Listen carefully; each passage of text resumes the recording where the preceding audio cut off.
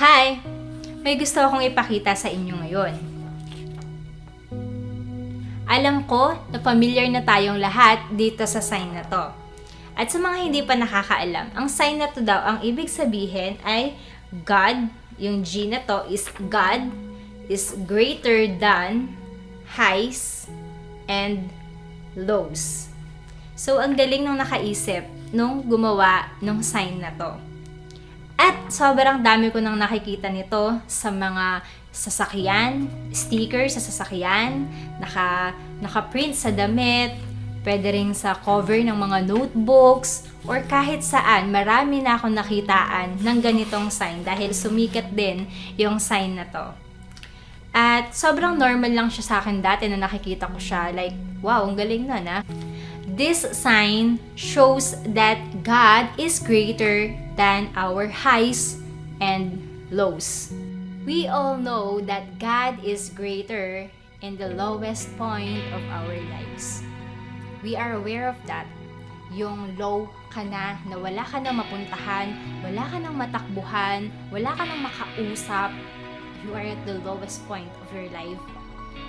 God is greater than that point of your life. Alam na natin yon. That is, kumbaga, basic na kapag wala ka nang matakbuhan na iba, kapag nasa lowest point ka na ng buhay mo, God is greater than that lowest points.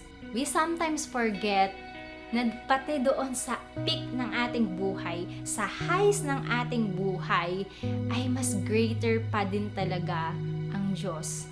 Minsan kasi kapag nandun na tayo sa peak ng ating buhay, pagka nasa high point of life tayo, pag masaya tayo, kompleto tayo, malusog tayo, marami tayong blessings, at wala tayong sakit, sobrang ligaya natin, nakakalimutan na natin na may mas mataas pa pala, na mas may greater pa pala kaysa doon sa sitwasyon na kompleto tayo, masaya tayo, at meron tayo. God is greater in our highest points.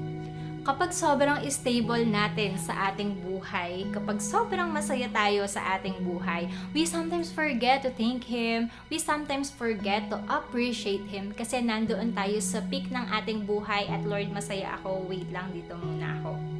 Pero minsan, ayun, nakakalimutan nga natin that kahit gaano ka kompleto, gaano ka kasaya, gaano ka ka-stable, God is greater than that also. Hindi lang tuwing lowest point ng life mo, great si Lord, kundi pati doon sa highest peak ng life mo ay greater pa din si God.